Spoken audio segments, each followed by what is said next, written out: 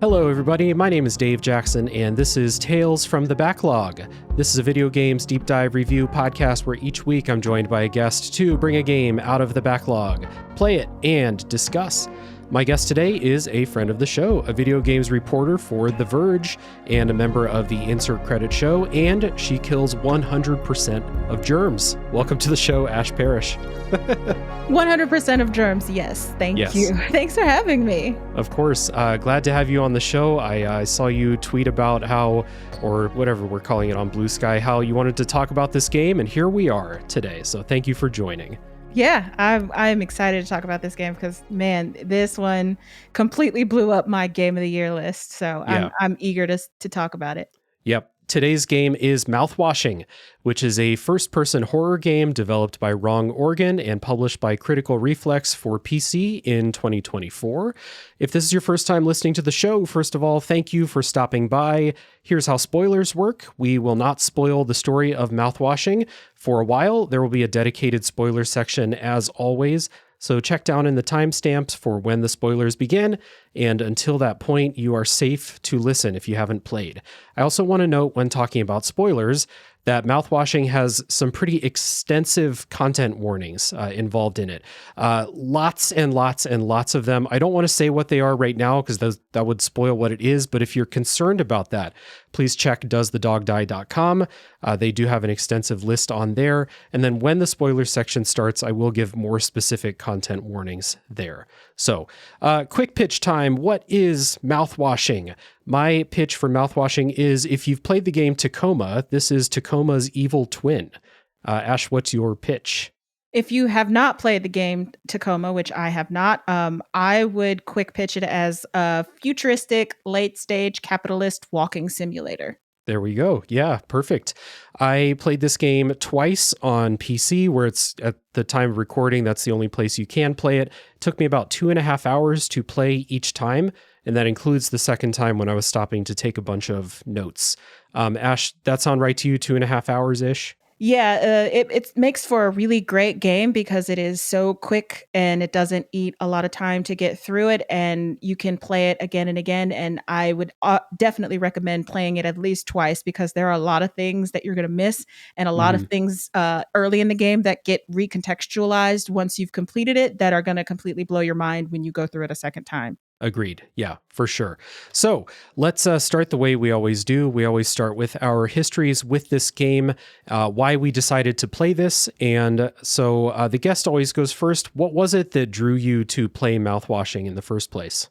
So even though I'm a video game reporter at The Verge, a lot of games I just completely miss because I'm focused on other bigger things. I don't get a lot of time to play a lot of indie games. I don't get to hear about a lot of indie games. And I know that that's a professional failing of mine that we're trying to work on to get more indies out there because the indie game space is truly the one place in the video game like culture right now that's really advancing the art and craft of making video games, I believe more so than like AAA gaming for sure. Mm-hmm. And I remember hearing some things about Mouthwashing from peers on social media. I was very dimly aware that the developers were getting some backlash from like Gamergate style gamers, quote unquote, for reasons that I wasn't really sure of, but I was dimly aware of that. And I'm like, okay, I've heard enough people talking about it.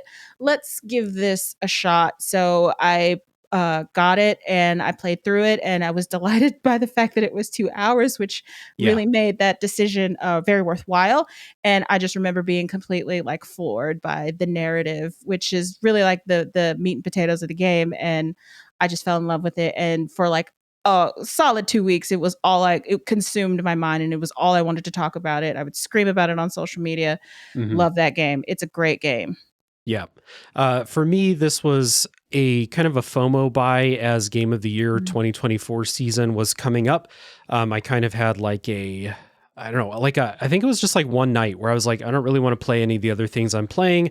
and people are talking the shit out of Mouthwashing. So like, let me go check it out. Oh, it's not that expensive. Oh, it's 2 hours long. Okay, easy sell for me to buy and play. So I played it. It immediately jumped into my, top games from 2024. I also loved it.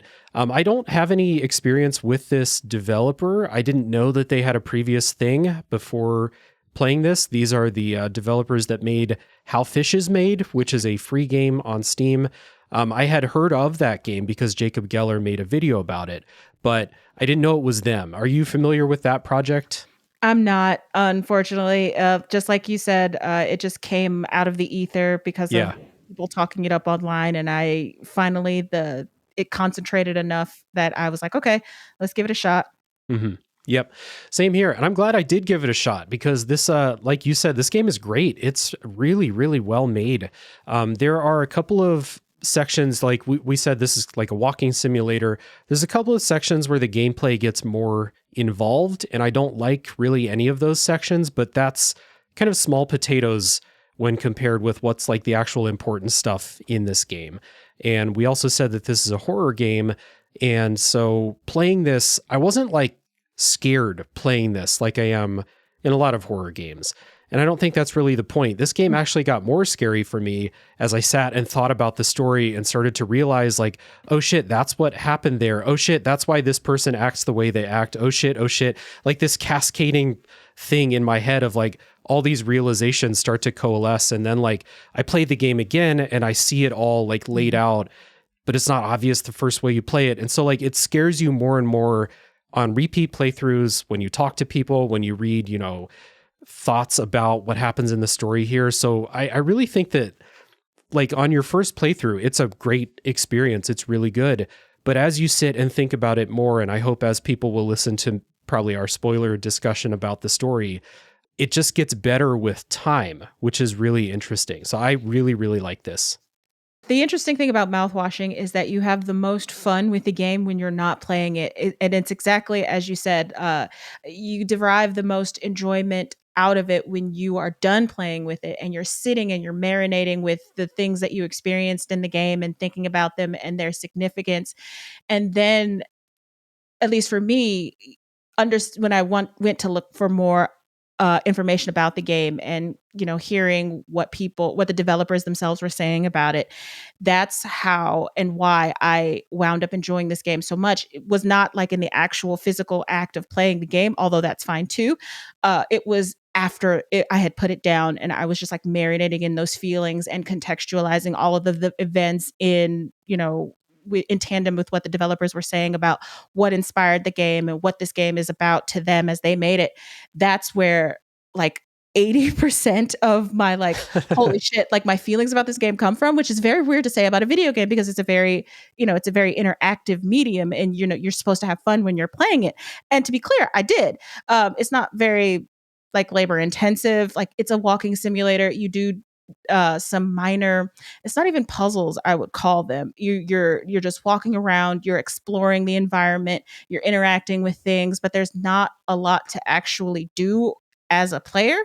It's just you're on rails a lot for most of it. And that really sounds like a boring game. But then when you sit down afterwards and you think about everything that you experienced, that's when it comes up. And man, when it hits you, it hits like a truck. Yep. It definitely can. And we're going to, it's one of those games where I was really looking forward to doing the podcast about it because discussions are fruitful about this game, for sure. There's a lot to discuss. So let's listen to a bit of the music from Mouthwashing, and when we come back, we'll set up the story.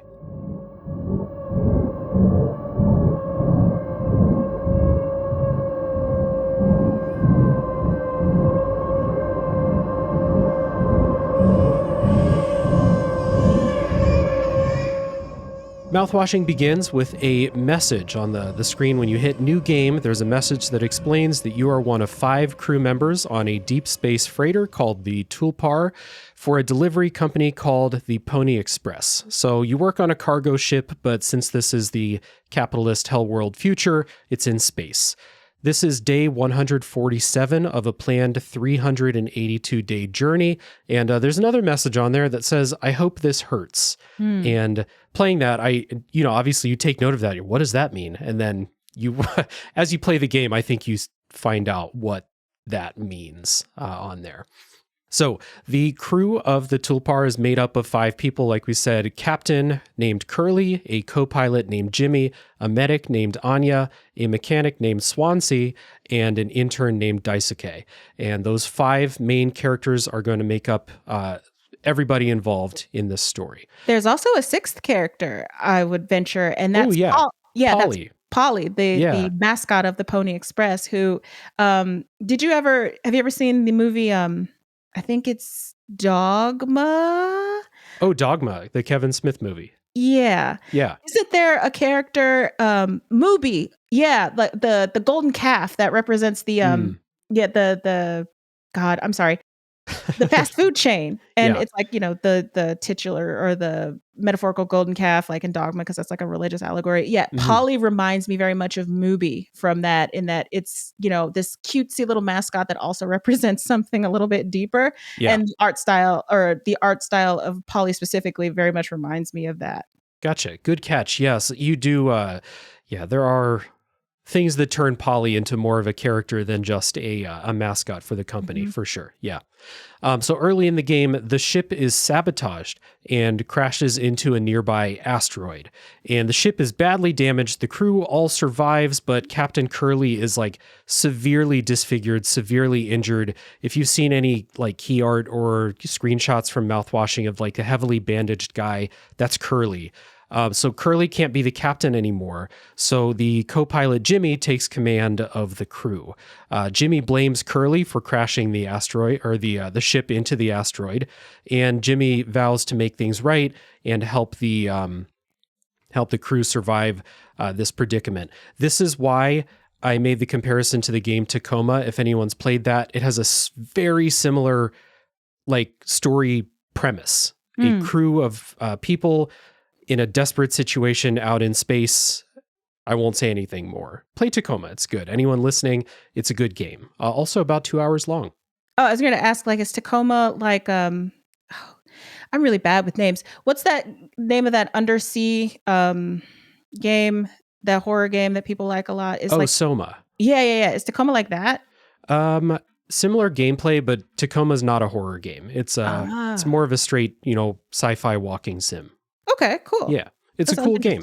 And it was recently on this podcast. As people hear this, it was probably last month, once I finalized the schedule. So, as the supplies on the ship dwindle, the crew decides to break their protocol. They're going to break into the top secret confidential cargo area of their ship and see if there's anything in there that can help them survive. Because one of the things that happened is when the ship crashed, there is this foam that fills the gaps, that fixes damage temporarily. But because of this foam, they can't access a bunch of the supplies on the ship. So they want to break into the cargo area to see if there's anything helpful in there.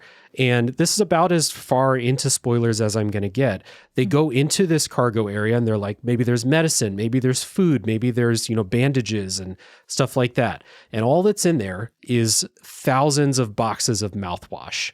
And it's like when you get there and you see, I don't know how you would possibly react any other way than just being like, oh, fuck, like this is terrible when you get in there. So yeah, this isn't helpful at all. No, first thing to go, I think in this situation is probably your dental hygiene. So mouthwash is not helpful. Can't be used as antiseptic, as Anya says. You can't drink it. It's just completely useless in this situation. So the game is about how the crew copes with this, how they make plans to survive, and basically how the story goes after this discovery. There are also flashback sequences that show you events before the ship is sabotaged. So lots of setup for the story. Ash, what are your general thoughts about the story of Mouthwashing here? Might be a bit of a big question. Yeah, it is a big question because a lot of the story involves like heavily spoilers, and we'll get into that later. But one thing I can say is that I really enjoyed the way that the forced perspective and similarly jumping between timelines. Yeah. how that influences how you receive the story and how it forces you to think about the characters that you're interacting with before you have like the full picture. And I really enjoy when a game manipulates art, like really the way the game manipulates like my own perception. I really enjoy when that's done very well. Not a Yeah. lot of games can do that. A lot of games definitely try, like with a bait and switch, or it was this all along, or that kind of stuff. And a lot of games can't do that as that well because you can see it coming, because it's artifice, right? It's all fake, right? But the with mouthwashing in particular, I think the way that the developers have structured the story and the jumping between timelines and the way that that forces you to think certain things about certain people, I think that's done very well. And it does a very good job of subverting your expectations at the end. Absolutely. Yeah. So, like in the flashback scenes, you play as Curly, and then in the after crash scenes, Curly is bedridden and incapacitated. So you play as Jimmy. You play as Mhm. whoever's in charge, basically at that moment. And so that does, people will react to you differently depending on who you're playing as, and they do some cool stuff with your perspective. And I won't say anything more than that, but they do some cool stuff. For sure. The game's also told non-linearly, so like you will jump from months before the crash to months after the crash to a day before the crash to 2 days before the crash to 7 days after the crash. And so like they're constantly mixing up like how the story is told. The thing that like helps with this is they do tell you when in time these are Mhm. taking place. So it could get really confusing. I didn't find myself really confused about like the plot events, really. Like, because they tell you this is when this is, it's kind of easy to keep track of what happens. Mhm. And then that allows your brain more bandwidth, we'll say, to think about why things are happening, we'll say. Yeah, I'm really, really eager to get into the spoiler cast Yeah. because the way that the game plays with time really, really contextualizes the information you receive. And it's just that contextualization that plays heavily into the game's perception and what's happening and everything in the story that leads to that huge impact. So I'm Mhm. gonna wait and bide my time like a good girl and Yep. until we can get into the spoilers. Sometimes we have games like this on the show where we do the non-spoiler section and both of us are kind of chomping at the bit Like to get to the Stormy and Nancy. spoilers. Yeah, Yeah. yeah, yeah. I will say, for anyone who is not familiar with what this game is, I will say that this is an extremely bleak game. It's a very dark game. I think that, like, I think horror games are like uniquely good at exploring stuff like this. It's partly why I got into horror games in the first place, because there's like, it feels like there's a whole genre of story that other games really have a hard time telling. And once you get into horror, that unlocks like going into the deepest, darkest corners of humanity and stuff like Mhm. that. And this game like basically lives in those deep, dark corners, we'll say. And one of the excellent things about mouthwashing, which we'll get into when we get to the spoiler, Yeah. it definitely has an element of teaching you about yourself and how you react to things in real life Mm. based on the events of the game. Can't say anything about it now, but remind me so I can bring that up specifically when we talk about it in the spoilers. For sure. Yeah. Some themes to be on the lookout for. There's a lot going on in the game, but I think this game has a lot to say about toxic masculinity, about hero syndrome, as I've called it in other games, the desperate desire to be a hero, about leadership, certain types of leaders, we'll say, capitalism, and then there are analogues that the developers have mentioned to the current state of the gaming industry. And again, we'll get into details there, but just, planting little seeds for that spoiler section. I also found an interesting quote from one of the developers, and this was in Gene Park's Washington Post article that he wrote, an Mhm. interview with developers. One of the designers, I hope I say the name right, Johanna Kasarinen, explained that the initial concept for this game was inspired by a previous project that Wrong Organ or they were working on, saying, quote, "It was that state of a team of people trying to convince ourselves we can still fix this if we just try harder, when everything was already limping and on fire, that eventually planted the seed for the story of mouthwashing." So another thing to think about as you maybe play the game for the first time or as you go with us into the spoiler section here today. Yeah, I really hope anybody listening has an opportunity to go look up that Gene Park Washington Post interview because it is really good. I think it's one of the best, if not only, articles out there that actually have the developer's own words on the game out there. And I think that's extremely valuable context that is almost necessary reading after like your first playthrough of Mouthwashing. Like, don't read that before going into the game, but definitely like have a tab open on your browser next to the Steam window when Mouthwashing is playing, and immediately as soon as after like you hit the end credits, read that and then go play it again, and then it will just like expand your mind. And I really love when there's like extra work. And it sounds so weird. When there's extra work with a video game, I remember when I was a kid, we used to play the Carmen Sandiego border bun game on the Apple IIe. Yeah. And the only way that you could beat the game is if you had like a physical almanac to like look up a word on a certain page. And that was the only way you could beat the game. And that Washington Post article is almost functions like that almanac in that, yeah, you can still enjoy the game and yeah, you can still get like what you're supposed to get out of it without it. But without that, you miss out on a lot of valuable context that enhances the game further. So make sure you read that, but only after your first playthrough. Yeah, we'll keep it to that one quote for now in the non-spoiler part. I want to shout out this game's presentation as well, as we called it it's a kind of walking simulator. It's a walking simulator type of game where like gameplay is not very involved except for a few sections. You're mostly walking around doing simple tasks, but often just going around talking to the crew members on the ship. So I think this game has a really excellent presentation that is all coming together to give you this very deeply unsettling feeling as you're playing through the game. Both times I played this game, I got a stomach ache when I was playing it. Wow. Not related to anything that I ate. I don't get stomach aches playing games. I don't get motion sick that often. I think it was like the sound design is fucking disgusting. Yes. Stuff like that. It is contributes to that.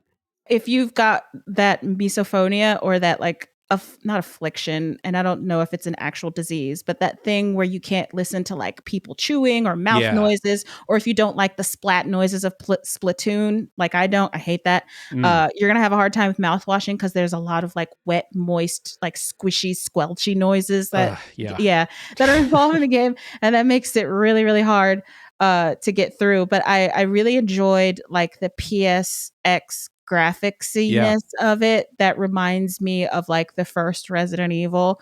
And like it also kind of reminds me of Tomb Raider a bit because I keep looking at the characters' hands and they're like these claws with the fingers are not like detached, they're like all together, and it just reminded me of that. And I have such nostalgia for that game and that like era of gaming and gaming graphics in general. So if you're a gamer of a certain age, it kind of like tickles that nostalgia brain or nostalgia portion of your brain with its graphics. For sure. And they it's really interesting, like there's a lot of games now, especially indies, that go for this like early PlayStation type of look to it. Not to get off topic, but Crow Country. Yeah, for sure. Crow Country is another example. And both of these games, I think, if I'm remembering right from Crow Country, they're down to like the warbling of textures and things like that. Like it looks like an actual PlayStation game, not just like a cleaned up version of what those games used to look like. The character models are better than PlayStation games mostly looked like, but the aesthetic really gets you. And the visual presentation of it all is really good too. There's a lot of parts where like you're sitting around talking to a character, but every room in this place is interesting. Like, you know, the lounge area has the big window screen, fake window screen, I say in air quotes, the screen showing us, you know, a sky or whatever. The medics area has like this image of a sunset behind the bed that Curly's on, stuff like that. Yeah, it's also very old school, like medic room. Like if you remember what the nurse's office in your high school looked like, Yeah. if indeed you are a gamer of a certain age, and it's got like the cot and like the little dividers that Hmm. you would expect to see like in the 1970s hospital, which seems out of place for like this futuristic deep space ship, like freighter ship. It's kind of like that like retro punky vibes of like the Nostromo from Aliens, which like yeah, it's futuristic, but it's also like have like a retro 1950s tech feel at the Yeah. same time. And the ship also kind of looks like it's old already, like it's older kind of tech looking, but also it looks like an old beat up ship And as well. actually, now that I think about it, I think that's called out in the game where it's like the Pony Express company is the only, like in this futuristic age, is the only company that does these like long haul Right. freighter things. So even within its context, it's kind of old and antiquated. Yeah. And they get that through in the look, even using their self-imposed limitations on how they want this game to look, for sure. I also just want to shout out the design for Curly, visuals and sound design for Curly. Curly, after this accident, we said severely disfigured, covered in bandages with that hospital gown, the eyes and everything like that, super gross. Like they use Curly to like just keep you uncomfortable. I want to say with again the sound of you have to go give him his medicine, and the sound that happens when you do Oh that's yeah. fucking Oh, gross. that's bad. It's Yeah, that's real not good. bad. You can hear him kind of like moaning in the hallways sometimes. You can hear his labored breathing.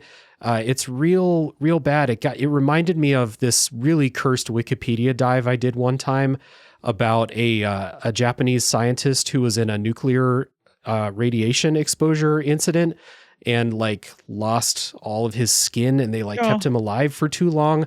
Like this reminded me, I don't remember the name, and please don't go look it up. It's bad.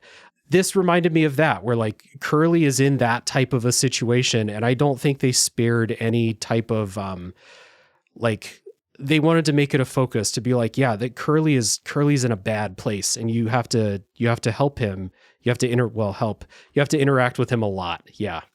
There's one particular element that you did not touch on specifically of Curly that I Yeah. don't know if we should talk about it now, or if we should wait. But it, I'm going to err on the side of caution, and I'm going to wait, but Okay. also put a pin in this. Remind me to bring that up too, because it's so good. And I only really came to me like recently when I was preparing, notes for this show. But it's like, oh my God, when you hear it and you know everything about what's going on, you're like, oh my God, I just cannot, because it's too much, but too good at the same time. Okay. Yeah, we'll get there for sure. Yeah, we're getting there. Yeah. One last thing to shout out about the presentation, I think, is I think that the soundscape and then the actual music in the game is quite good. Also, a lot of the music comes from that kind of oppressive psychological horror soundscape type of sound, like the Akira Yamaoka school of psychological horror music. A lot of that stuff reminded me of it. There's also a lot of like really catchy melodies and like stuff that will get your head bobbing throughout the game. And those catchy ones, like within the context of the game, they feel wrong. They feel dirty. And I mean that in a complimentary way. Yeah. I definitely caught that.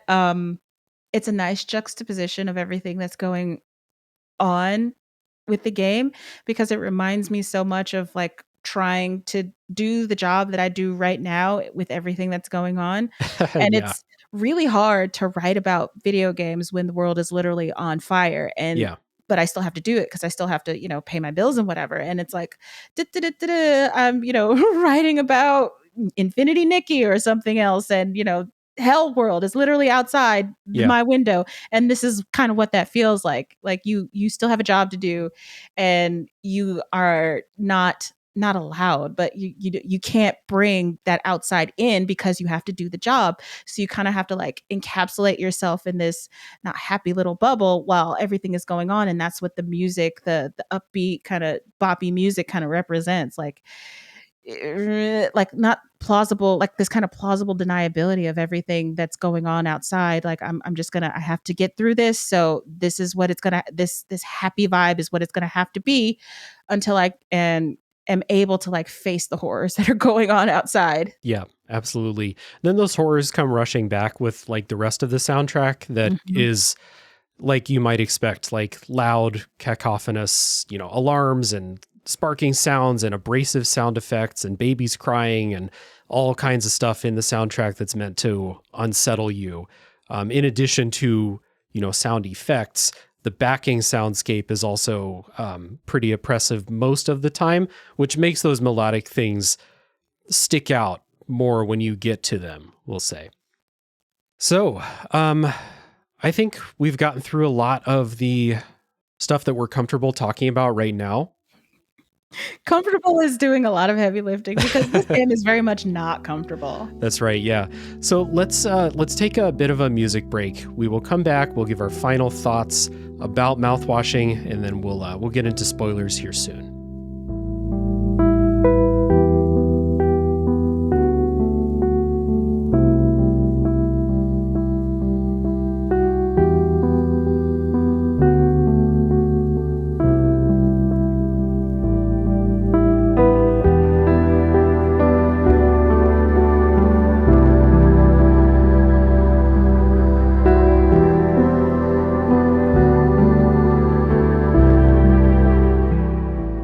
All right, so in this part, right before we get into spoilers, we like to kind of summarize thoughts if we have things to be summarized, but also what kind of person would you recommend play mouthwashing? Oh man, that's really hard. Honestly, I think anybody who's involved with game development should play this game. Mm-hmm. I think that knowing that this game is about game development really, I keep saying this word, contextualizes everything that's going on because you can see a lot of parallels with what's happening with the crew, with what is happening with in-game development studios all over the world right now with the Mm-hmm. atrocious state of the industry, and specifically with regards to like, abusive people in leadership positions taking advantage of people and things like that. And that is like the number one person that I can think of. Like everybody should play this game, to be clear. But if you are a developer who with like any experience in the industry, like working on a team, especially working on a team with like difficult people, this game is for you. And it's literally supposed to be for you. Yeah, I agree. The more I think about everything that goes in, I think the pieces start to fit into like you could say that this game is about the games industry in a Mhm. lot of ways. Like not just like one particular plot thread or one particular character. I think that more pieces do fit than I initially thought. So that's a good pull for sure. And I also just think that anyone who enjoys horror games and psychological horror will eat this up for sure. And if you like, playing a game with the story and then discussing it with people, then this is great for Mhm. that too. Again, just Really kind of good book reiterate. club game. Yeah, good book club game for sure. And hopefully people join us for this discussion on the podcast here. When talking about recommendations, I do want to kind of reiterate the laundry list of content warnings as well. So again, check that out if you're thinking about playing this. And this is one of those episodes where like, I don't think that we can really dig into what makes the game sing in the non-spoiler section of the show. So the spoiler section is going to have like a much deeper conversation than we're able to have in this non-spoiler part, like in a way that only some games really end up being on Mhm. the podcast. This is one of those. So if it seems like we really just skimmed the surface, it's because we did. And so we'll get into that deeper stuff a little bit later. So, but safe to say that both of us really recommend this game to a whole lot of people. Like, I think that unless there's some kind of content warning that is like you don't want any part of, then I think you should play this. And even the people who don't love horror games, because I don't think this game is like out to scare the shit out of you with stuff jumping at the screen. That happens a few times, but it's not like the point of the game. I don't like horror games. That's Yeah. not my particular cup of tea. I loved this. This is on my list of game of the year. It's in the top 5, probably in the top 3. There we go. All right. Well, before we do spoilers, we always do our housekeeping and our plugs and things before some people may jump ship. So we always start with the guest. So as I said at the top of the show, Ash is a reporter for The Verge, a member of the Insert Credit show. And so please tell people about those things, tell people about your work and where they can find you. Yeah, you can find my words at The Verge. I cover a lot of video game news, and I really enjoy covering like the intersection of like race and gender and sexuality and video games. You can also find me yelling about things on Blue Sky. I'm at Ad Astra, ADASHTRA at Blue Sky.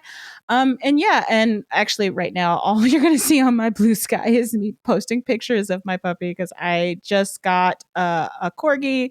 He's my second one. His name is Bucephalus and he is my life right now. So if you like pictures of cute dogs, that's where you can follow me too. He's very cute, a super cute dog.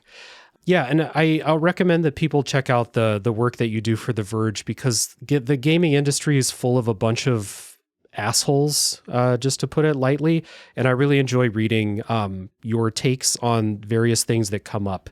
It's I don't talk about it a whole lot on the show, but there are just a bunch of really bad actors out there in gaming space, we'll say, not necessarily media, but in like, loud voices shouting about whatever the fuck they decided to be mad about that week. And so I often look to what you write for, your take on it. So I will definitely direct people to The Verge to see what you're writing. Before I forget, and I already kind of forgot, I'm also a regular member of the Insert Credit podcast with me and a bunch of my friends. We talk about the video game news and retro gaming and things like that. It's a really fun podcast. It's a lot of fun. I learn a lot of things on that podcast. I get taught a lot of things being a member now, and it'll teach you a lot of things too. And it's just a really fun, casual listen. We release episodes every Monday. You can join our forums at forums.insertcredit.com. And we're on all of where you get your regularly scheduled podcasts. So that's Spotify, that's iTunes. We also do a video version of the podcast on YouTube. That's also at Insert Credit. So check me out there too. Absolutely. It's a fun show, and it's one that I listen to, so I can recommend people check that out too. And I'll put links to everything down in the show description so that everyone can find the stuff that Ash does, so that you don't need to try to remember how to spell things or what links are or anything like that. So while I'm talking about myself for the next minute or so, go check out some of that stuff. So with that being said, if you would like to support this show, you can do so by leaving ratings and reviews. If you're listening to the podcast, you can like and comment on YouTube. That also helps. All of those things will help people find this episode, and that's what we want to happen. You can join the Discord server if you want to join the conversation, and I think Mouthwashing is a great one to come in and chat about the story. And we are also a very lively and friendly community in there, always looking for fun new folks to talk about video games with. You can support the show monetarily at patreon.com/realdavejackson, where you get a bunch of treats for as little as $2 per month. You also get my everlasting love and respect, which should be number one on that list. So with all of that being said, we're going to take a break, and when we come back, it will be full spoiler time for Mouthwashing.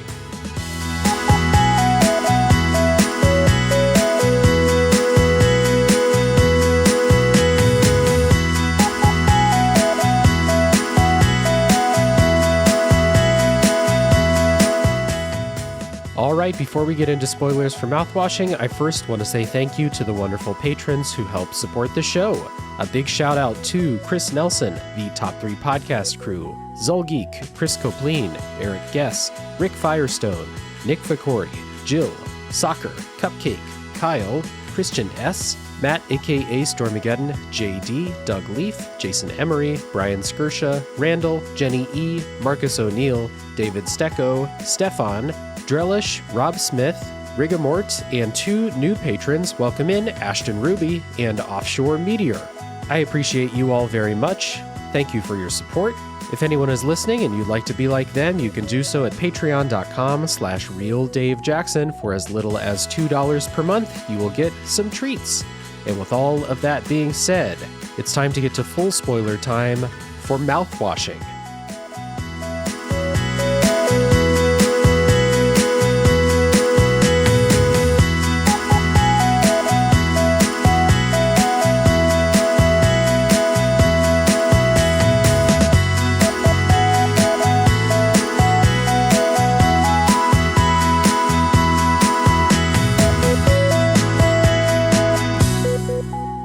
All right, we're back and it's full spoiler time for Mouthwashing. And a couple of things at the top of the spoiler section. Number one, this is not a linear walk through the story, so we're going to spoil things out of order. So if you don't, if you're halfway through the game, go finish the game and then come back. We're not going in order here. And then I want to restate those content warnings with more detail here. The big ones would be there's a sexual assault that takes place, hinted at. It's not seen, but it is mentioned. There is a blackmailing involved. I believe there's a suicide. There's a lot of gore. There's mutilation, amputation, forced cannibalism, alcoholism and relapse, other things that I'm probably forgetting to mention. There's a lot going on here. Yeah, it's a lot, dude. It's a lot. And a lot of these are, some of them are shown and some of them are hinted at. Mm-hmm. And we'll get there. So this game, I almost said Tacoma. Mouthwashing. Mouthwashing is about terrible fucking leaders doing shitty things and rationalizing their actions to themselves, which is why I called this hero syndrome earlier. It's kind of reminds me of some other games that you play as the video game protagonist and you have this inherent like belief and want for your character to be the hero because you're the video game protagonist. Mm-hmm. And that is not what this game is about. And I think they do some cool stuff with making you think that you're playing as a hero. And then especially the second time you play the game, you realize it's been like this from the beginning. You just didn't realize what was going on. Yeah. And that's the great thing about Mouthwashing that makes it so good is that you start the game the first time, you believe that you're the hero, and that colors all of your interactions with the other crew members. And then you realize, what actually is happening. And then all of those interactions are recast in this different light. And that's what's so insidious about it. And that was one of the things that I was hinting at in the pre-spoiler cast is that it forces you to think one way and then it tricks you like, this is how everything actually is. And it really serves as a great metaphor for how people that are in these actual environments, whether it be game development or any kind of like situation where you're working on a team on some kind of project, or when you get told about, people behaving badly and you are at first you think like, oh, in my interactions with them, they were okay, or this interaction seemed like benign to me. And then when you're working with more information, it's like, oh shit. Like, oh, okay, yeah. And it really forces you to reckon with how you behave in those situations in your own real life. But I think we have to like explain more about what is happening in the game before we can really dig into that. So, okay, let's do that first. I'm just really excited. Yeah. So, the first way they play with this is, so like I said, there's this dividing line of the crash, and everything before the crash you play as Curly, and everything after the crash you play as Jimmy, except for the very first thing that you do in the game when you intentionally crash the ship. You believe you're playing as the captain because who else would be in the cockpit doing this? Yeah. And then every other pre-crash thing is Curly. And then you learn later on that it was actually Jimmy that crashed the ship. And then, so you take over as Jimmy, and we'll get into why Jimmy crashed the ship in a bit, but you take over as Jimmy, and then I would say the first half of this game, the first time I played this, I was like, okay, Jimmy's fixing stuff. Anya is incompetent. Daisuke doesn't know what the fuck he's doing. Swansea's an asshole. Like, I'm the only competent one here. Yeah, it was so good.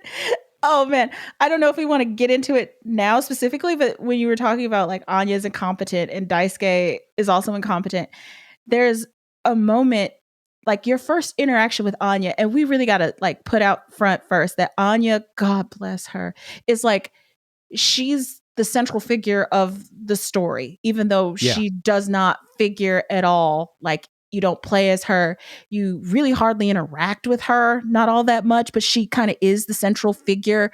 And her interactions with Jimmy and Curly are kind of like the fulcrum on which the story turns. And it's so freaking insidious the way that it works, because she is, like I said, this fulcrum around which the story, everything that happens, like when you are Jimmy crashing the ship and everything that happens before that, it's because of your interactions with Anya, but she hardly figures into like the actual action of the game itself, which is a powerful ass metaphor in terms of how women get sidelined, especially in the video game industry, or marginalized, just even in, culture in general. Like, she's the reason for everything that's going on, but she hardly figures into it at all. And it's like this deliberate sidelining of her character in everything is just like so well done.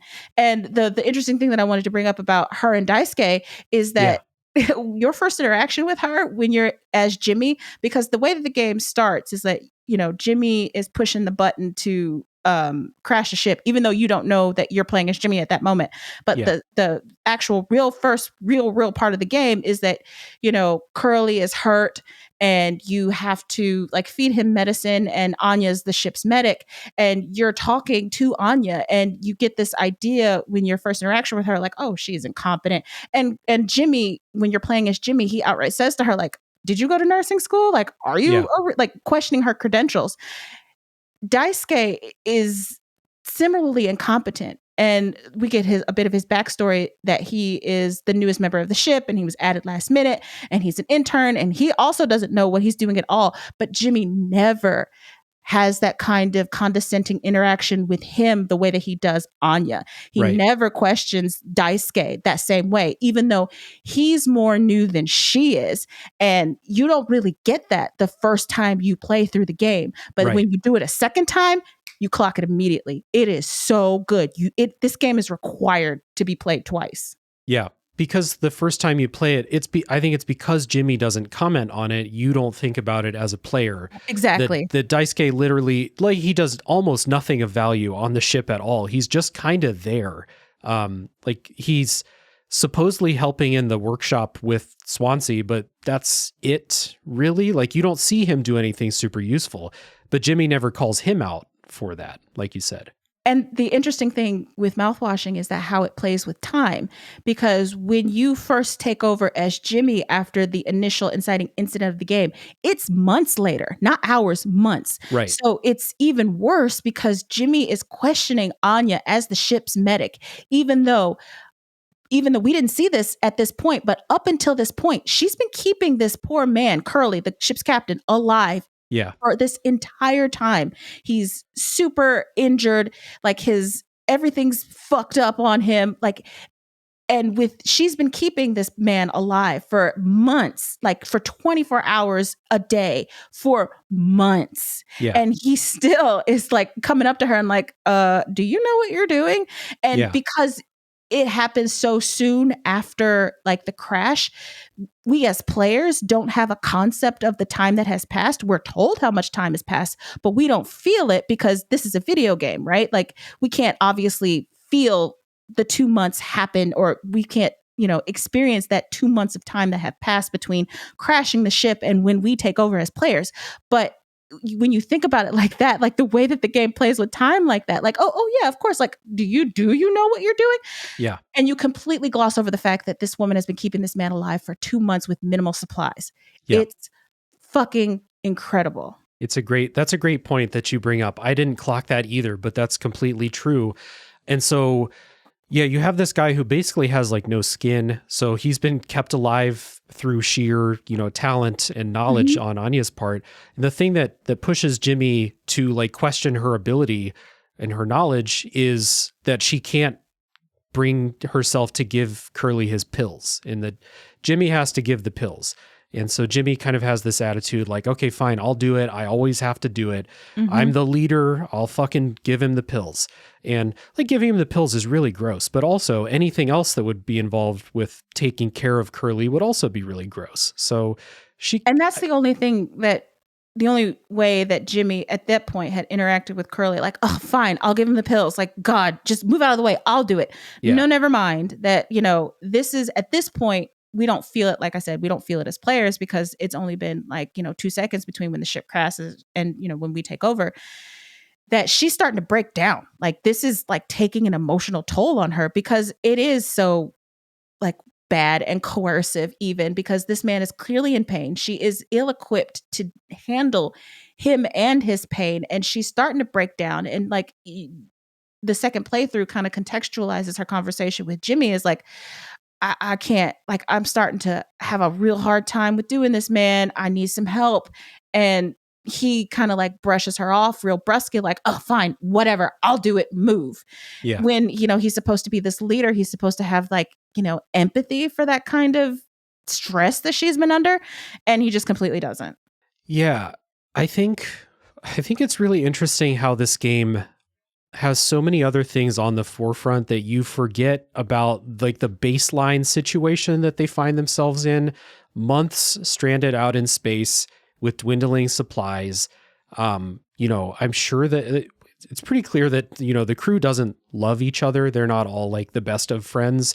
So, I mean, and that's not even getting into like one of the big things we haven't talked about yet, but that kind of gets pushed down like just to like the base level, we'll say. And it's not really commented on how desperate that situation is.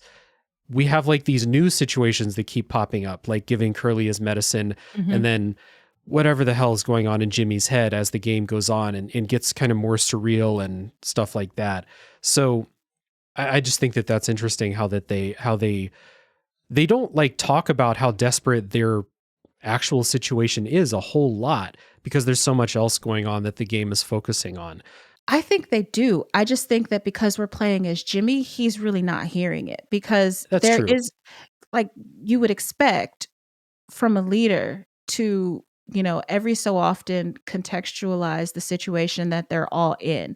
Like, yeah, I understand that we've been out here, we're struggling for months now, but every time that you are with Jimmy and when he interacts with the other people on the crew, it's I, me, I can fix this, I'm taking responsibility. Yeah, unreliable narrator about Yeah, like the truth of the yeah. situation for sure. Like maybe the most unreliable narrator. So let's talk about we've been talking about Anya, so let's talk about why Anya won't give Curly his pills, in my opinion, and her relationship with Jimmy. So it's talked about, not shown, but it's talked about that Jimmy sexually assaulted her at some point in the past. Actually, I think like those words even are never brought up. Anya never says, Jimmy did this to me. You get hints about it. And so I think that like the first time I played this, I was like, Jimmy did something to her. And then it wasn't until very late in the game when I was like, oh, it was the thing when she said she was pregnant, which is like, I think about at least halfway through the game where I was like, oh shit, that's okay. That's what happened here. But until that point, you just get a couple of scenes where Anya is like, hey, why is the medical room locked, but our sleeping quarters don't have locks on them? And you start to think like, okay, why is she asking about, oh, it's because she feels unsafe. Right. Yeah. And one of the things I didn't catch the first time I played it, but I caught the second time is why is Anya's ID badge locked in the cockpit with the gun and other things that are like locked up for storage in there? It's like hanging on the wall in the little lockbox. And so I clocked that the second time, like, oh, now that I know what happened to Anya, why is Curly keeping her ID badge in there? Like, is he trying to keep her quiet or something like that? I didn't recognize the potential significance of that until you brought it up. I don't know we don't know. The game doesn't tell you what the significance of the ID badges are or how they function, or if that's related to like how they get paid whenever they get back or something like that. That I don't know. But one of the interesting things also that you see in like the first flashback when you go to the events before the crash is that I think Curly is talking to Anya, and because she's giving Curly his psych evaluation, and Yeah. she's like, I'm not comfortable with, taking over or doing Jimmy's psych evaluation. He makes these Yeah. inappropriate jokes and things like that. And then again, like I said, didn't clock it the first time around, but the second time, when you first talk to Anya as Jimmy, she's very like fawning. She's very like she fawns, like, okay, yeah, you're right, Jimmy, of course I know you'll figure out a way to do it. Just like kind of like she shrinks herself because she doesn't want to like do anything that might trigger his anger towards her or make him, do something like lash out. Like she has to interact with him, and she just does so by like she's real quiet Yeah. in as much as you can be quiet, because there's no voice acting in this game. But Right. like the dialogue boxes are like real sparse, and she's like I said, she's fawning like, "Oh, you'll figure it out, Jimmy. Of course you're right." She does this every time she talks to him. And at the first time you play through, it kind of makes her seem like it reinforces, Jimmy's attitude of she is incompetent. But then when you come back around, and especially if you're a person that has experience with that IRL, you're like, "Oh, I know exactly what she's doing. She's trying to make sure she doesn't make him mad." Mm. Did you also notice that she gets basically every time as Jimmy that you have to go talk to Anya, she gets startled when you like initiate the conversation. She kind of goes, "Oh my God," something like that. Oh man. No. Not the first time I played it, but then going in with the knowledge of like, okay, this is something that happened in their past. I'm looking for stuff now. Every time you go up to talk to her, she's doing something. You scare the shit out of her when she sees you there. This is another one of those things where like we have to reinforce like the content warning, because if you have experience with that kind of thing, and I do to an extent, I know exactly what that is. I have experienced that. I understand that behavior. I do it myself. I know what it is, and it's just like just getting stabbed in the chest, man, because I didn't clock that at all. But yep, victims of abuse definitely are jumpy as shit. So now that we know like what's happened in the past that's helping to contextualize like the way Anya reacts to seeing Jimmy and things like that, it's then good to go and think about like how do the people in the positions of power on the ship deal with this when they hear that this is what happened? Because there is a part, it's not an on-camera conversation, but at some point Anya tells Curly that this happened. Curly has a very light conversation with Jimmy, we'll say, about this. And it might, I don't remember if it's like in reaction to that or the time when she tells him that she's pregnant and that Jimmy's the father. And then that after that time, Curly definitely goes and talks to Jimmy and has like the lightest, like he doesn't scold him or anything even approaching that. It's basically like, hey, things are going to be okay, buddy. That's basically the tone of that conversation. Mm-hmm. So when you see that scene again, you'll start to think about, okay, maybe that's why Anya doesn't want to give Curly his pills, or maybe that's why Anya doesn't feel comfortable talking to Jimmy, or doesn't feel like she can. Like, there's no part in the game where Anya goes up to someone and asks for help again that you really like hear about, and so you start to think about like, okay, why? And the way that Curly and Jimmy react to all of this or don't react to it really can help you understand why Anya just kind of like shuts down and then goes down this dark path later on in the story. And thinking about it now, she's like the most standoffish character on the ship, because Swansea and Daisuke work very closely together.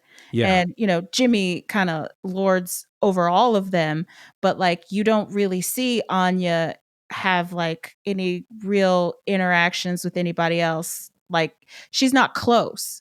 Like I said, Daisuke and Swansea are like close-ish, not like, friends or camaraderie, but they just are.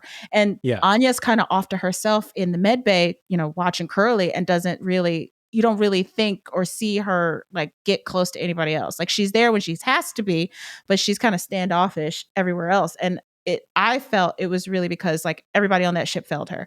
Yeah. Everybody on that ship either knew what happened and didn't do anything about it, or, perpetrated the act, or, kind of like blithely, like, kind of like Daisuke and his like sunny attitude, like, Yeah. oh yeah, everything's okay. Everything's fine. And then, Swansea's dick.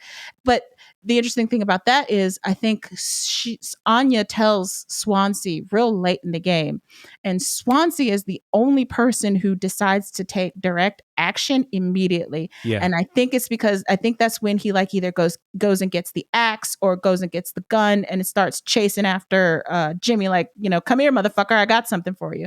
But I'm getting ahead of myself. No, I mean, you're right. He's the only one who confronts Jimmy, like properly confronts him about it, until the thing with Polly later on, much later on. But yeah, when Curly goes to talk to Jimmy, he basically says, I think his quote is that I'm going to try to fix things, instead of, just Dude, being that's like, hey, fucked Jimmy, up. yeah, what the fuck? What are you doing, man? Like, so like, there's no, the person in position of power doesn't do anything to help Anya at all.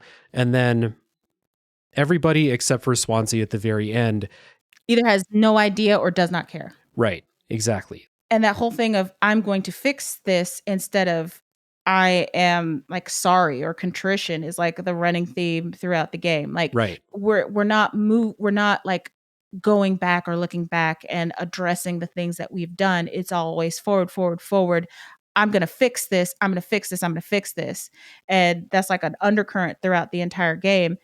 And coupled with the whole thing, like I'm taking responsibility, which absolutely does not happen from anyone in the entire game. And one of the things that I was alluding to before we got into the spoiler territory about Curly specifically is with regards to like his physical appearance, is the fact that, you were touching on how the fact that he's covered in bandages and he's got like no skin. His face, and like you alluded to in the key art, like you can see his face is wrapped in bandages except for one eye that does not have an eyelid. And the thing with that is now, because he turned a blind eye to Jimmy's behavior before, his punishment is now he doesn't have an eyelid anymore. He's forced to witness everything. He can no longer look away the way that he did before. And it is painful for him. Yep. Never again. Yeah. Yeah. You're going to see all of it. Yeah. Yeah. It's a good point. So taking responsibility is a major thing in the game. I felt like how this game does little meta things with your like quest objectives, like video games always, put in. This game, you see that the quest objective is actually what's like the primary drive in your character's head. Go find an axe, go talk to Anya, whatever it is. But so many times it's just take responsibility as the game goes on and on. But the concept of taking responsibility gets so warped by Curly, but more so by Jimmy as you play through the game. And you start to wonder, like, what is his concept of taking responsibility? What does he think that means? And it's so good because knowing that this game, this narrative is about game development in general, and how the way game development works, and you have these tasks that you have to do. We've got to implement the assets, and we've got to come up with our marketing plan and take responsibility. It's like a bullet point on a checklist that someone's going down, like, okay, I got to do this, I got to do this, and I got to do this, but without really understanding what it exactly means to do that. They think it's something that you can just do and check off a list, and not something that you have to sit with and you have to be real specific and serious about in order to actually achieve that, if such a thing can be achieved. And just that meta contextual thing about being about game development and everything and all of that just like makes it just so juicy and so good to me personally. Like, love it. It is great, and it's a great commentary on like a certain type of leader who will, like you said, like ignore, in this case, in the game's case, ignore this terrible thing that one of the crew members has done to a different crew member, which is like this huge thing that must be addressed. It must be handled. But instead of doing that, you go through the checklist, because you can't, well, at least in Curly's case and then in Jimmy's case, it's not like, confront Jimmy about his sexual assault is not on the checklist. It's a bunch of easier things to do. And that's what taking responsibility is to Curly while he's still acting as the captain. And then as Jimmy, it's just this cascade, this parade of bad decisions and overreactions and just being really callous towards everybody on the crew, putting people's lives in danger, all so that he can feel good about what he's doing. So he can feel like he's in charge, he's being a leader, he's making decisions. He actually says at one point that like this situation that they're in after the crash is nice because they're in a position to make decisions. Is an actual quote from Jimmy where it's like, what the fuck are you talking about, man? He sees power as a way of personal fulfillment, which Yeah. I'm sure people who have been in like situations where they work on a team like absolutely know that kind of person. And more to Curly and also possibly Jimmy, like the thing, at least for Curly, I think, even though we don't really get to spend much time as Curly, it's like he has a goal, and his number one abiding goal is to get through the mission. And I think he thinks that if he can get through the mission, everything else with Jimmy and everything else, like with his own feelings about himself and, you know, the situation for everybody else, like that will all be solved if I can get this done. Right. And it's similar to like game development where people are like, if we can just ship the game, everything will be fine. And so they ignore these little fires that are burning the house down in service of that goal. Right. And what's waiting for Jimmy when they get back is a promotion. He's got something great waiting for him when they get home. Or Curly. for Curly. Yes, for Curly. So that's probably why, you know, one of the reasons why he's not actually addressing this. That and also the fact that he and Jimmy are friends. He doesn't want to admit to himself probably that his friend did something horrific. And then there is that thing where on it's his like, watch that he is responsible for. He does not taking responsibility. He doesn't want to take responsibility for that. He won't have to when they get home, because one of the things that the story tells them is that, okay, when you guys are done, you're all fired, except for Curly. You're going to get a promotion. Yeah. And so he's like, if I could just get this done, this is not my problem anymore, and it will handle itself. Right. And I think that's why Anya's ID card is in the lockbox in the cockpit, because I think he's doing whatever he can do to force her to be quiet so that he can, you know, they can get home, they can get their money, and he can get his promotion, and then he'll never see these people again. I think that that's a technique from him to make sure that this all goes in a way that works out best for him. And then Jimmy, he has a couple of conversations with Curly that I think are really great about how he views himself in relation to Curly. They use this the symbol of the ladder, where Jimmy says that the lowest rung on our ladder is, or the lowest rung on your ladder is the top rung on our ladder, or something like that. Where basically like you look down, you are just in a different position from us, and you are looking down on us in the position that we're in. And if someone kicks our ladder out, that's fine because it's below your ladder. You'll be okay when we get back. And that's why Jimmy loves having the power after the crash so much, because he's finally in a position where he feels like he's in control. And it just turns out that he's the worst fucking person to be in control. But that's the way that it happens. Like the person who was there in control before is obviously not making decisions in the best interest of everybody on the crew, which can be an analog for any business, any team. And then when something happens to that person, maybe they get fired, maybe they take a new job, somebody else fills that vacuum, and they're worse than the person before, which is what happens in this game. Yeah. You just, you think that, oh man, if it was me, I would be great.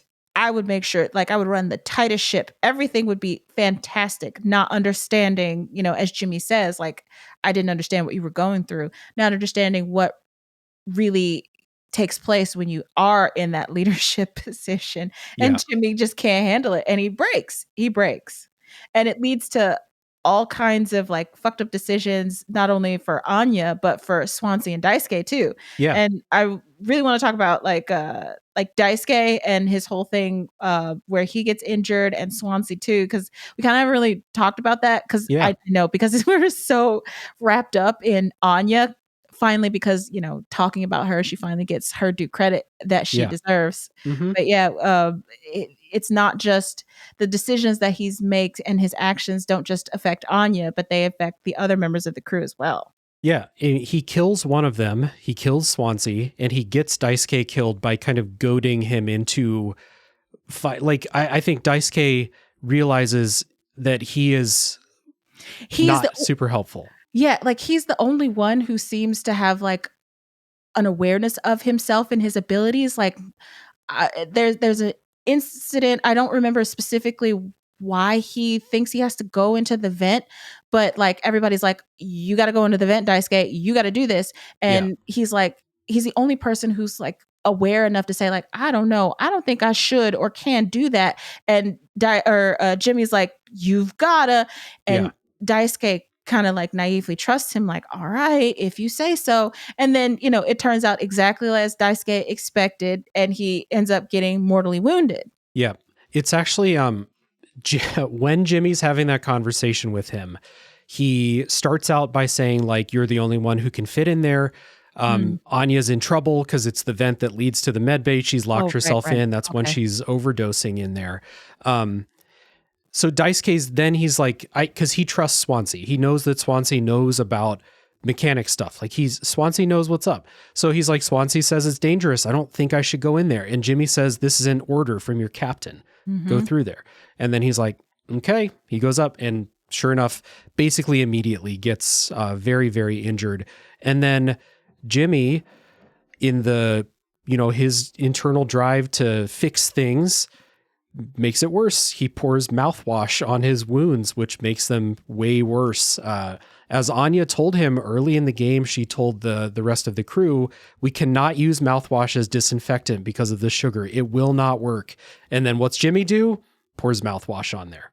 Which is another perfect allegory for video game development, because how many times have we heard of people in leadership positions getting told from people who are actually making a game like, hey man, this isn't going to work. Yeah. Nobody's going to like this. We can't do this. And they just say, nope, do it anyway. And that's why Concord failed. So like, it's just so good. I love it so much, especially in this particular moment with the video game industry, experiencing the kind of turmoil that it is right now, with all of these games failing and these places shutting down, and we're all looking around like we're all trying to find who did this, and everybody's pointing fingers, and Yeah. it boils down to when we hear like developers talking about like, this is why this game failed, it's almost to a man, people are like, hey, this shouldn't happen. And the people that, sign the checks and make the decisions are like, do it anyway. And Yep. it is just so good. Yep. I mean, especially with you have projects where people have an idea and they make it and it just doesn't work. But then you have projects where, like you said, people are like, this is not going to work. And then people say, fucking make it anyway. The shareholders demand this such and such, or this is what's going to succeed such and such. And, just ignoring advice from the people who actually know what's going to make a good game, or in this case, who actually know how to disinfect a wound, but they just ignore it because I'm the leader. I know what's best for us. Yep. So yeah. I love those little moments. Yeah. And a lot of them come together as we have this conversation. Like I said earlier, I had pinpointed, one very specific way that this can tie in with the video game industry. But then as the conversation goes, a lot of them start to come together even more and more. So I think it is really helpful that the developers just straight up stated, yes, this is about our experiences. This is about our industry. And it helps us to be like, yeah, okay, everything fits perfectly. And it's also a really good representation of how men in powerful positions who are revealed to be abusers, Yeah. how the actions that they take, the things that they say, and the way that other people let them off the hook. And it's devastating, honestly. Mm-hmm. There's a moment later where Anya, she's locked herself in the medical room. What happens is, she's pregnant, and as the game progresses, after the crash, every time we jump between before the crash and after the crash, more time passes, and we're getting closer and closer. The months tick up, and it's gonna be like, okay, this lady's pregnant, and she's Yeah. gonna start Yep. showing soon, and she's gonna start to have complications, and she's very worried about this. She does not know what to do, and those anxieties get externalized as she's like talking to members of the crew and Jimmy himself, because she's like, she understands that, yeah, we have issues, like serious issues. You assaulted me. You're the reason why I'm in this position. And as much as she's tried to stay out of his way, it becomes to a point where like we can't tiptoe around each other anymore. What the fuck am I supposed to do? And Jimmy tells her, handle it. So she does, I guess, what she feels is the only way to handle it. And that's unfortunately to commit suicide. And when she does, right, she swallows a bunch of painkillers in the med bay. And that's why Daisuke, goes into the vent to try to like unlock the door to like so we can get at her because she's locked herself inside.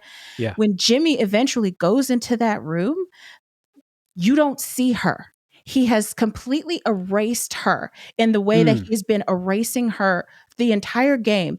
You don't even see her body. He doesn't even acknowledge her corpse. Yeah, the way they kind of blur and they blur the visuals so that you can't see that side of the room. It's like you said, there's nothing there for Jimmy. Yeah, like, and you think because you're playing the game the first time around, you think it's like a visual affectation of the game itself. Like, this is the game just playing with the visuals. And it is, but it's also another way for Jimmy to avoid responsibility by just completely writing out the fact that she's there.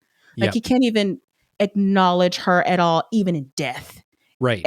And it just makes for such powerful narrative that I love Mouthwashing so much. It's very good how it does that, and how I think that I forgot as I was playing the game a couple of times how my perspective is seeing the world through Jimmy's eyes. And that scene where you go into the med bay after Anya died is it is a really good example of that, for sure.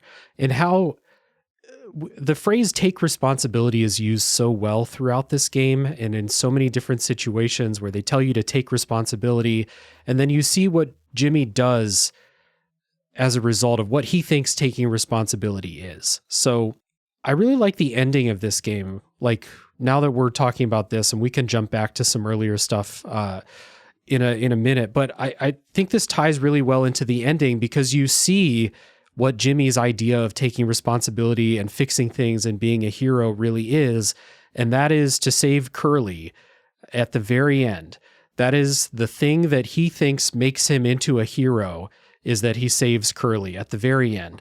And I say saves Curly, he puts Curly, who's very, very badly injured, not going to recover through just, the power of the human body or something like that, puts him into a cryopod and turns it on and then kills himself immediately.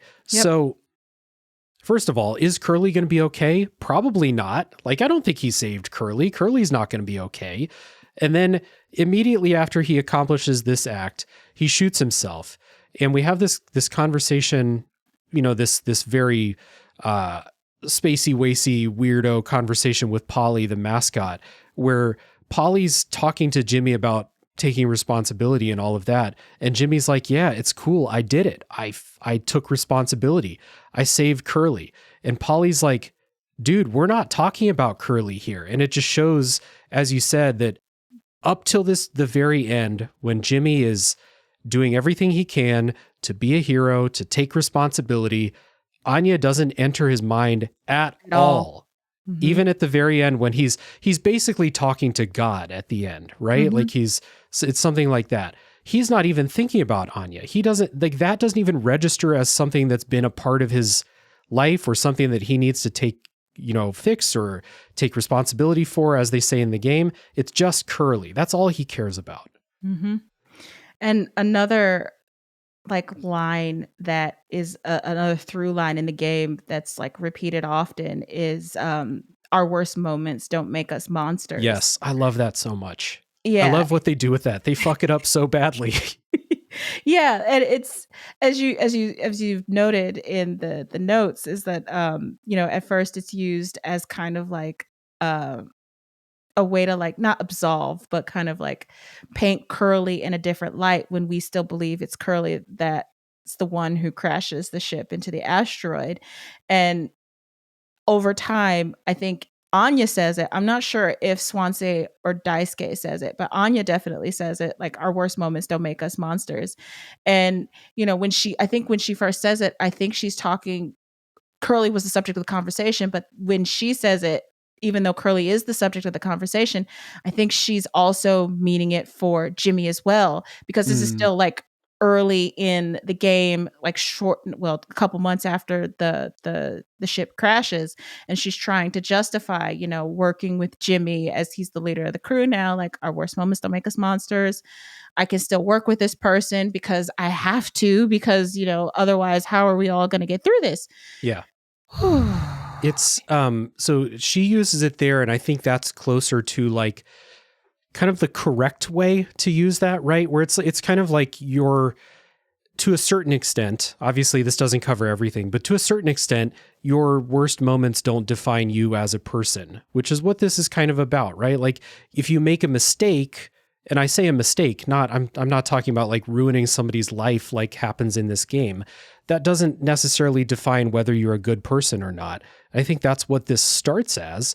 And so it's like you said, Anya, like kind of trying to rationalize in her mind, like, I have to care for this person.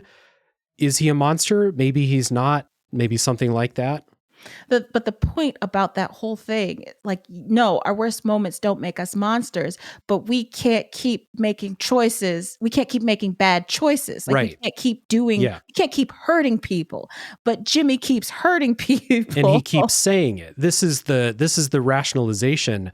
Like, it's even about like when Anya does this later too, where like they say it before they do a bad thing, where it's like, I'm making peace with what I'm going to do here because our worst moments don't make us monsters, which means that I'm fine, which is kind of the feeling that I got from that, especially when Jimmy tries to say this in that last conversation with Polly, talking to God basically, and Polly shuts it off. Polly's like, that's not applicable here at all. So I really like what they do with this, because I think that one of the things that this game's exploring is people making terrible decisions and immediately rationalizing it to themselves. And I think that like Jimmy especially hears this and he's like, this is my ticket. Out. Yeah, exactly. Yeah. And it takes on such a different significance, especially now with everything that's going on that we're hearing about the author Neil Gaiman. Like, Mouthwashing is a prescient as fuck game. Like, it applies to everything that's going on in the video game industry. It's going to be evergreen. Yeah, exactly. It's evergreen, especially right now, because there are, not to get too like rip straight from the headlines on you. And for people who don't know, like, there's a big piece about Neil Gaiman being a piece of shit. It's a really heavy read. Yep. You don't have to read it. It's kind of bad. But just today, like, he put out a response on his blog saying like, oh, these things didn't happen sometimes the way that it was presented, but I know I'm not perfect and I'm learning and I'm growing. All the kind of the checklist of, whenever a dude does, or whenever anybody in general just does something bad and they want to look like they're taking these allegations seriously, but they can't like fully come out and say like, oh yeah, I kind of did that shit. It's kind of the shit that, that he's saying. And it's like the same thing. Like, I have done bad things in the past and I'm learning and growing. And it's like, dude, you're not really saying anything here. You're not taking any kind of responsibility for anything. You're just giving us these milquetoast statements in order to cover your own ass. And it's just like, oh my God, like the way that the developers of Mouthwashing have captured that, like, just perfectly encapsulates everything about these bad humans, like, to a T. It's just like so well done that you can feel that these developers have had specific visceral experiences with these kinds of people and have recreated that and given us a way to experience that same kind of pain in a really, really well done, really fucked up kind of way. Yeah, well said. Absolutely. The one part that I think is a little bit different is when Anya says it right before she takes all the pills. I think that is her rationalizing, like she knows that she's going to die, the baby is also going to die because of that. And I think Yeah. that's her rationalizing that to herself, not to somebody else, saying, hey, I'm still a good person. Which is really interesting. I just love how the crew latches on to this one quote, and it's their fallback whenever something bad is going to happen, whenever something bad has happened. It's either take responsibility. If taking responsibility doesn't work, hey, our worst moments don't make us monsters. And Jim, like, I love how in the last conversation, Jimmy, this is Jimmy's go-to when he's talking to Polly. He's like, no, it's cool. Our worst moments don't make us monsters. I'm fine. I took responsibility. I fixed this. And it's so interesting that it's take responsibility and not accountability. Yeah. I wrote in the notes, what does taking responsibility in these situations even mean? What is a thing that you could do in this situation, especially late in the game when take responsibility becomes The Jimmy's quest primary object- drive, yeah, the quest? What does that even mean? What could Jimmy possibly do to take responsibility for his actions? It's not possible right. at that point.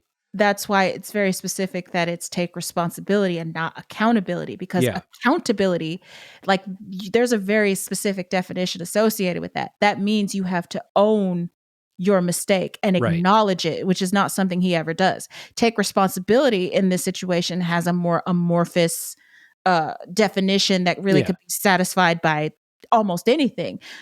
And accountability is similarly, kind of nebulously defined, but it has more of a concrete like meaning, like taking responsibility could mean anything. Taking accountability at the very least means acknowledging, like there's an acknowledgement there that a definition for responsibility I don't think necessarily has.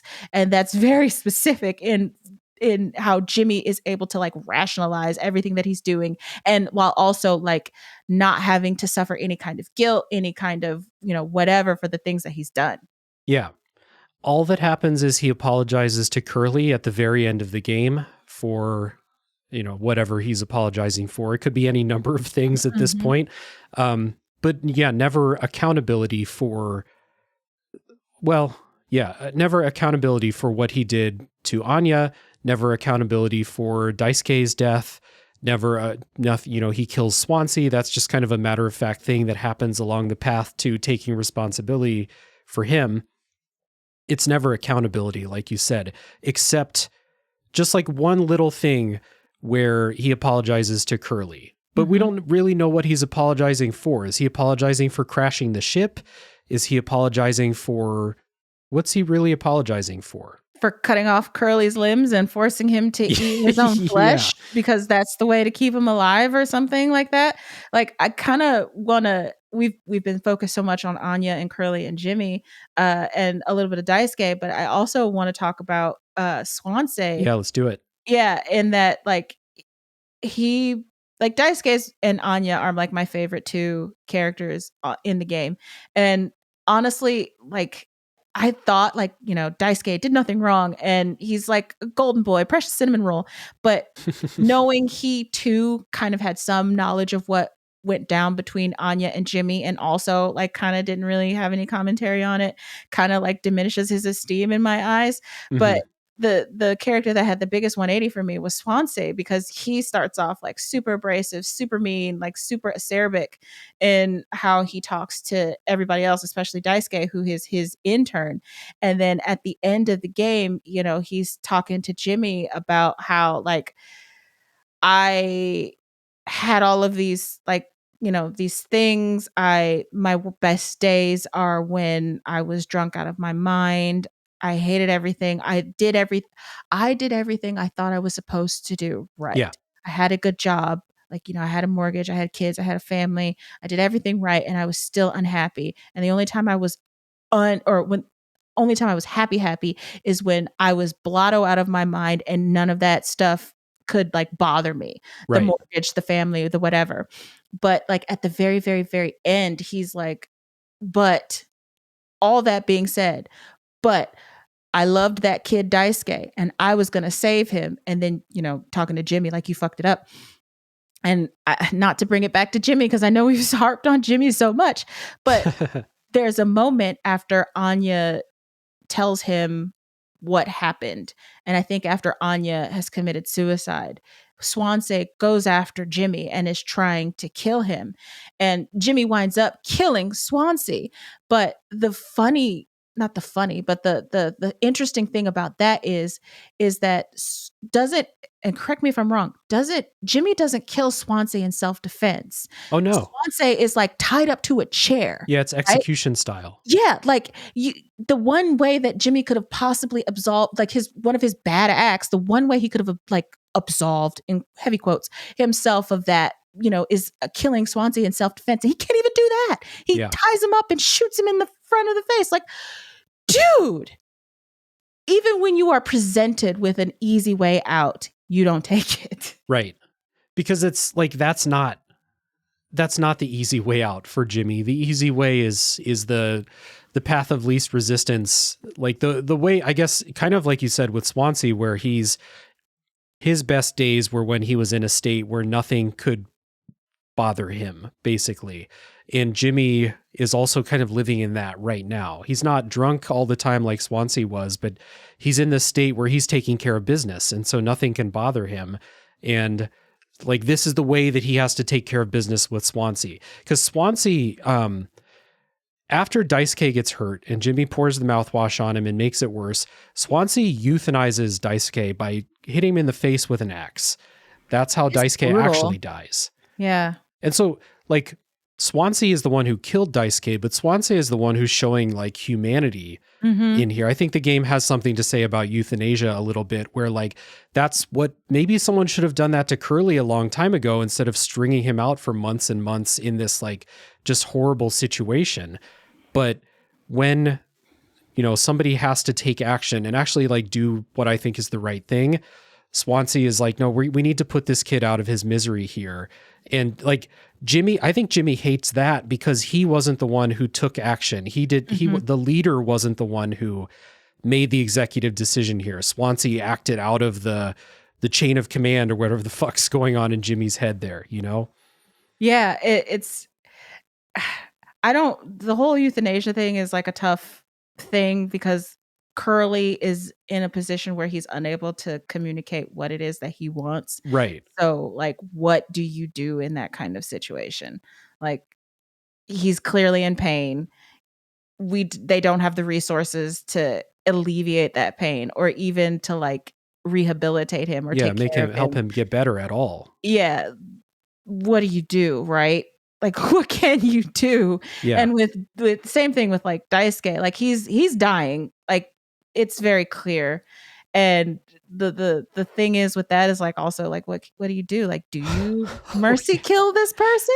You just reminded me. Yeah. Yeah. You just reminded me why it gets worse because Jimmy has the idea to use the only real antiseptic on the ship to knock Swansea out with that cocktail that they make. Yeah, they do that so they could get into the room that the cryopod room that he's guarding. Yeah. I guess because Swansea doesn't want people to know that it's not as bad as it is and there's actually one cryopod left. Is that true? Yep. Also, with the unreliability of the narrator going around, do we know that there aren't any other cryopods that are potentially functioning?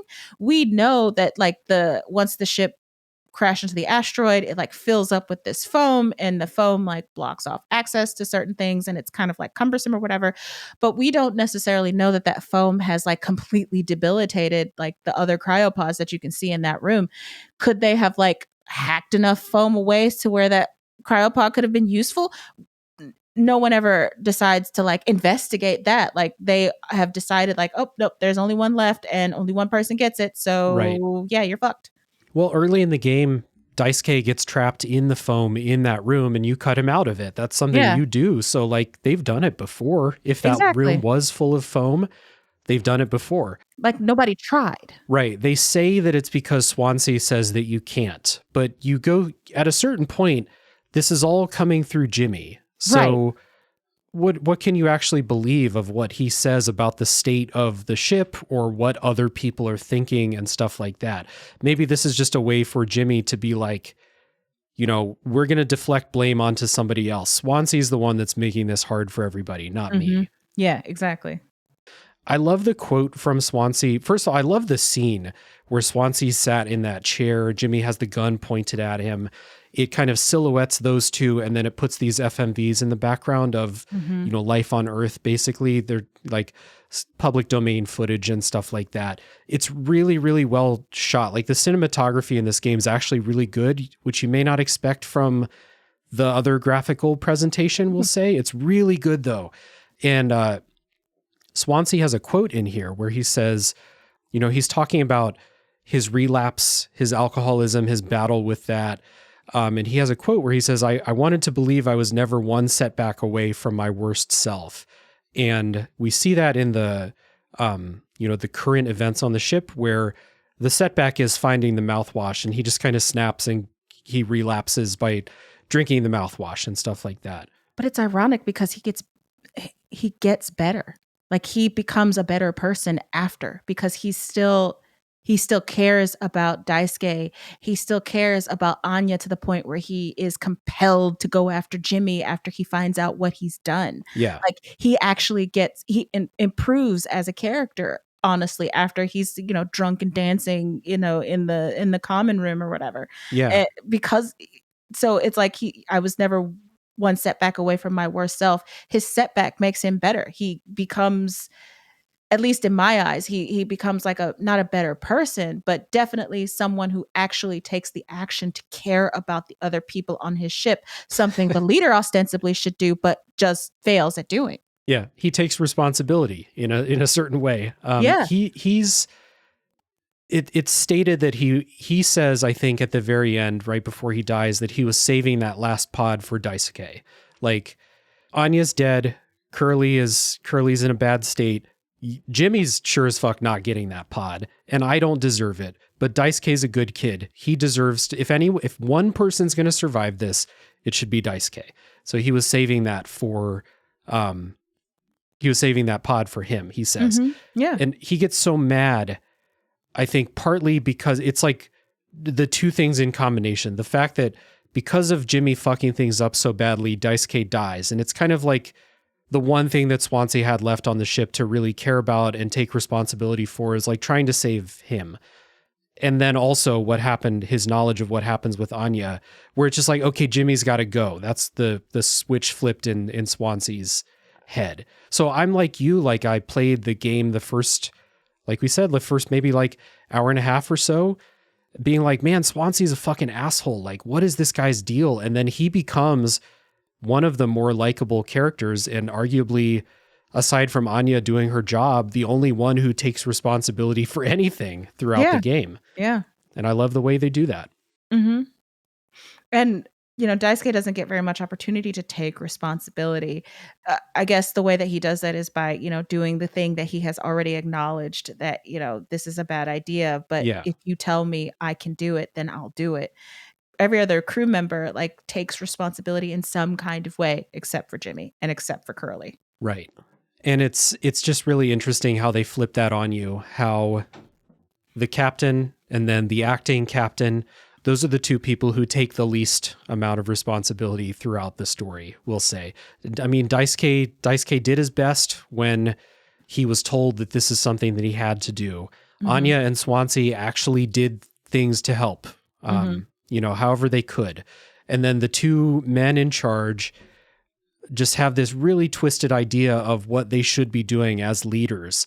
And instead of doing the thing that they should do, the harder thing, they take the easy thing. Like you said, those little things on the checklist. It's easy for me to hack through the foam to find the medicine cabinet that's hidden back there. That's something I can do. That takes no real effort on my part. The things that take real effort get absolutely no time of day with these guys.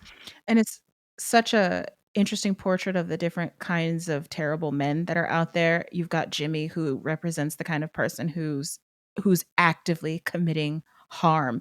And then there's Curly, who's the person who passively commits harm by enabling Yeah. the actual active people to just have carte blanche to do whatever they want. Right. And it turns out, like, that guy is just as bad as if, he's the one doing the assault and whatever, because he watches as everything is coming to a head with right before the crash, with Jimmy breaking down about being confronted about Anya and stuff like that, like, and the whole Jimmy having this existential crisis about the fact that, when this thing is over, he's not going to have a job anymore, and his sense of self is going to be obliterated because he never achieved the kind of power or prestige or whatever that he hoped for. And he's going to Watches have a him- baby. Sorry. yeah, right. And Curly watches him walk into the cockpit knowing that his friend is fucked up and lets him go. Yeah. Yep. In his Yeah. inactivity, his passivity is just as bad as Jimmy, like, doing the actual actions himself. Right. Jimmy says right before he walks into the cockpit, they have that conversation about, how my life is fucked. When we get back, Curly, you're going to be fine. And Jimmy's mad about the fact that Curly's going to be fine. And then Jimmy says, I'll fix it. And then he walks into the cockpit. And so like you said, Curly's Ask, passivity. Hey, yeah. Yeah. What do you mean by that, friend? Yeah, exactly. Where are you going? Exactly. And you just sit there and watch him walk in. And then that's the point where you learn that it was Jimmy that crashed the ship, in order to get out of taking responsibility. Yep. Whatever that, for multiple things now. And it's like, because Curly, the conversations that Jimmy and Curly have with each other, with Curly telling Jimmy about, like, hey, it's not great at the top. Like, I really don't feel anything that I'm here. I'm just kind of going with the motions and it kind of sucks. And so he is thereby content to let Jimmy fuck everything up, because he's like, oh, okay, well, it's out of my hands and I don't like my situation anyway. So yeah, have at it, friend. And everything bad blows up. And so when Jimmy like walks into the cockpit and you see him kind of do that, you realize that's what's happening. And then you realize that you were actually playing as Jimmy at the very beginning of the game. It's a wild realization because the whole game, like we said it at the very beginning of the story podcast, or the story part at the beginning, when like Jimmy blames this on Curly. He tells the entire crew that this is Curly's fault. Curly's the one who crashed the ship, and everyone believes him because, who else would be at the controls of the ship? It's the captain, right? So, and Curly is incapacitated and can't defend himself. Exactly. Yeah. By the way, just very gross and very effective how they, when you give Curly his pills, you have to click on his mouth to force his mouth open, because he can't do that himself, or maybe he's unwilling to do that himself. But that ties into the fact that he also can't defend himself from these accusations. So when you play through it the first time, you have no reason to doubt that it was Curly, because the rest of the game also puts you in Curly's control for every single other thing before the crash. So that fits also really neatly. And so once you realize that it was Jimmy, and then once you realize why Jimmy did it, both reasons why he did it, to avoid taking responsibility for something out of his control, the capitalist part of this, where it's like he's going back to a place where it can be assumed it's going to be very hard for the rest of the crew to find jobs. They all express the fact that, like, Swansea says this, Anya says this, they all basically say, like, we're being laid off. I don't know how I'm going to find another job. Like, this might be it. And so Jimmy doesn't want to deal with that, which is more understandable. But then also Anya's pregnancy is like, okay, well, I really have to fix this, as he thinks about it. And so finding out that it was actually Jimmy was crazy, because at that point, enough about why he would do it. All that locks into place, and it hits really hard. Yeah. And it, like, that first playthrough, it kind of like throws everything else that you've experienced up to that point in doubt. And it's like, oh, and it immediately makes you want to go back and look at everything with that knowledge, with that new eye, to see, like, what did I miss? Could I have seen this coming? What was going on? And you kind of can't, we have the benefit of being players and this not being real and all of that stuff to kind of understand, like, okay, yeah, I can see this coming.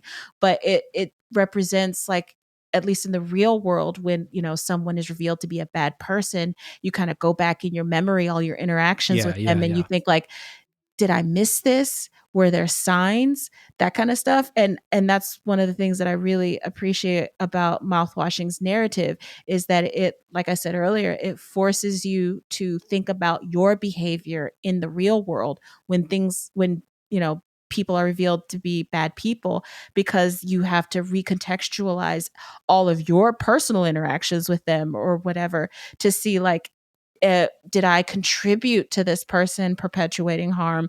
Did I Mm. miss the potential signs? Did I, if someone who is a bad person told me something about this other person that I just believed and had, it formulated my opinion about them, do I have to go back and look and see, like, oh, yeah, maybe I was unfair to this person because I was working off this bad information? And the way that mouthwashing, like, reinforces, all of these kind of little things that we do in our real life. I love when a video game does that. Like, I love when a video game forces me to think about my own life in that way, and that's what makes it such a powerful game. Yeah. The obvious takeaway from this is that we don't need more Jimmies in the No. world. But the other takeaway, once you start thinking about it, is that we also don't need more Curlies in the world. We don't need people who are going to take or turn a blind eye to things, or take the, what's the word? The bad person's side, I suppose, because they happen to maybe like them as a person or feel sorry Mhm. for them, or any reason why they might rationalize doing that, or just because it's the easy thing to do. The easy thing to do is just to, do what Curly did, basically. The hard thing to do would be to take any sort of action.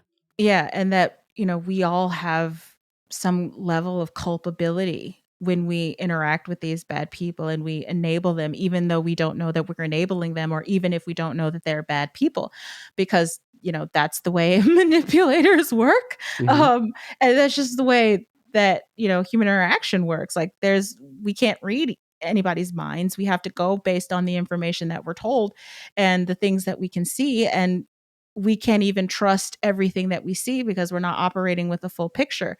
And that just makes me personally just, like, not necessarily on guard, but, like, so wary when you hear these kinds of stories, and you hear, like, oh no, that person's crazy, you really can't believe anything that they say, or, oh, this person was actually just, like, a really nice person and this is misunderstood or miscontextualized and things like that. Like, you just can't trust, like, you can't really trust like, your own feelings and intuitions about things, because you are not operating with, all of the information. And it just makes it so hard to, when you do have those experiences, to what to do, how can I do things correctly? And man, it's really powerful that a 2-hour video game can just teach you so much, or show you so much, or remind you so much of how you act in the real world. Absolutely. Yeah, there's no manual out there for Mhm. how to deal with situations like this. And, a lot of times you'll come into these situations with people that you wouldn't expect it from, which is, anytime there's any of these accusations about a famous person or something, the thing that also follows is like, why, no one would have expected that. Or a lot Mhm. of times stuff like that follows. There's no manual for how to react. And especially if you're even closer to the situation than if it's a celebrity, if it's someone you know, someone you work with, Mhm. um, someone in your friend group or something like that. But I think one of the good things about this game, and one of the good things about this conversation that we've had, is, like I said, we all know that we shouldn't be Jimmy in the situation, but the game is reminding us that we need to make sure that we're not We're not a Curly. curly. Yeah, Yeah, exactly. exactly. Yeah. So much to think about and a lot to discuss with Mouthwashing, one of the trademark episodes of the podcast where we go longer talking about spoilers than we did no spoilers, just because there's so much here. And we're almost at the length of the game in the discussion. So that should Yeah, be dude. a be a sign of how much is here. But Ash, I really appreciate you coming on the show and talking about this with me. I'm so glad I had this opportunity to talk about mouthwashing, because I haven't had the opportunity to do that before anywhere else. So I'm just geeked. So hopefully I'll have more chances to geek about mouthwashing, but you get to be the first and it makes me really happy. So thanks for having me. Of course, it was lovely having you, and I'll give the recommendation for everyone listening or watching to check down in the show notes again. Please check out Ash's writing on The Verge, and please check out the podcast, The Insert Credit Show, wherever you find podcasts. And if you've listened all the way to the end, as always, you are my hero. Tune in next week for the next game to come out of the backlog.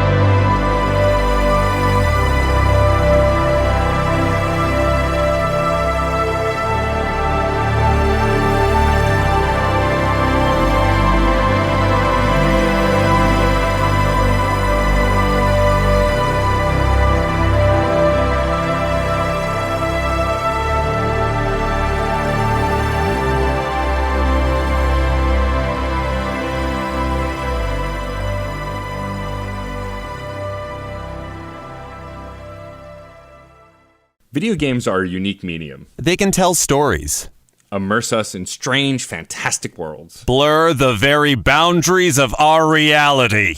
But at the end of the day, video games are fun.